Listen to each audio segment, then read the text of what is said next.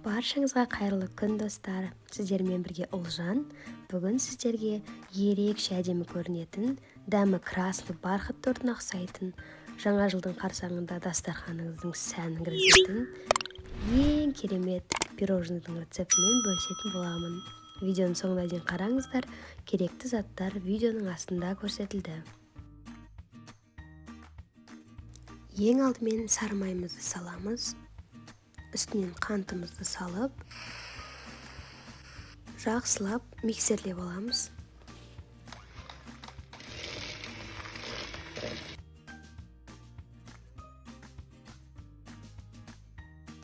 Араластырғаннан кейін бір-бірден жұмыртқамызды салып, тағы да жақсылап миксерлейміз.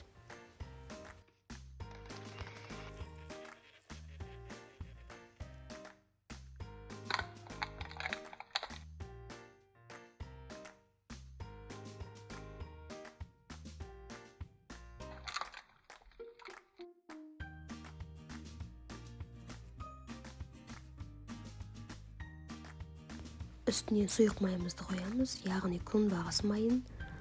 Сонан соң тағы да жақсылап миксерлейміз.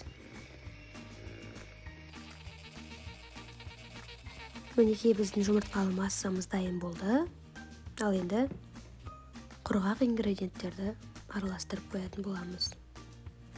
Ұнымызды саламыз ең алдымен. Какаомыз. Сонан соң ас содасы және қопсытқышымызды салатын боламыз. Енді ыдыстың ішінде жақсылап араластырамыз.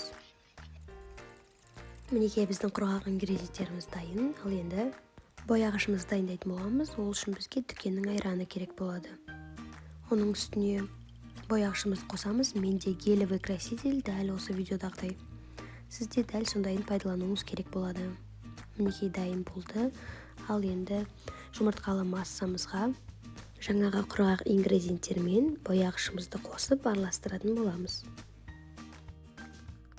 Ұнымызды міндетті түрде електен өткізіп салу керек.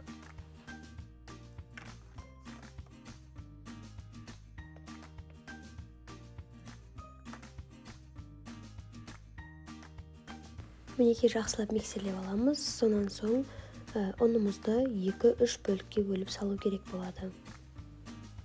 Дәл видеода көрсетілгендей.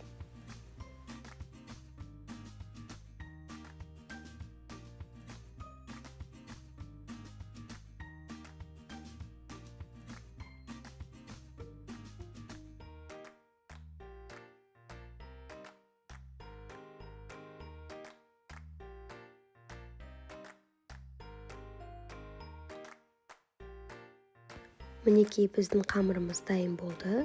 Осындай массада шығу керек болады. Ал енді тестаны пергамент қағаздың үстіне дәл осылай видеода көрсетілгендей тегістеп жағып шығу керек болады.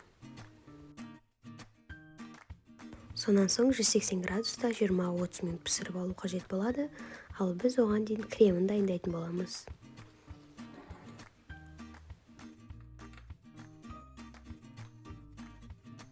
Біздің творожный сырымызды аламыз. Үстіне қант ұнтағын салатын боламыз, яғни сахарная пудра. Сонан соң жақсылап миксерлейміз.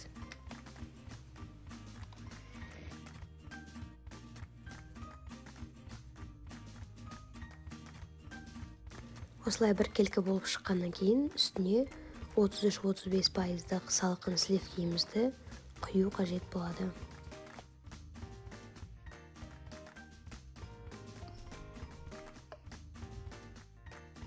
Ал енді миксердің жай жылдамдығында тағы да жақсылап араластырамыз.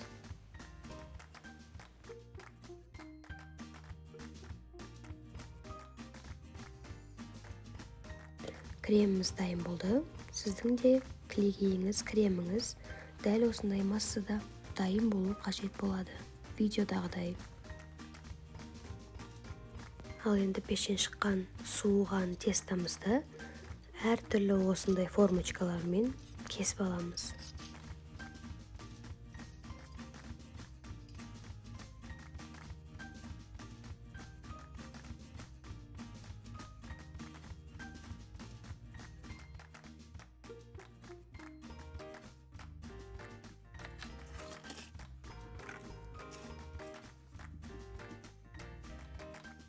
Менде осындай 303 насадка.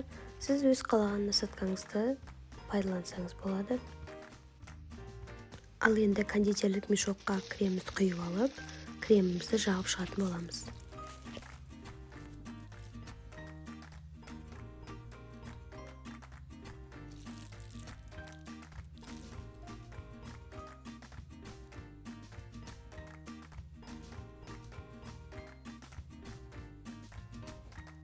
Мен пирожныйларым өте жұмсақ, керемет дәмді болып шықты.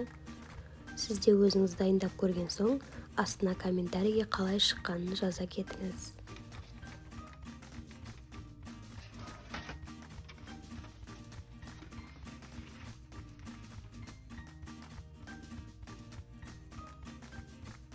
Бетін әртүрлі заттармен өзіңіз қалағандай әсемдесеңіз болады.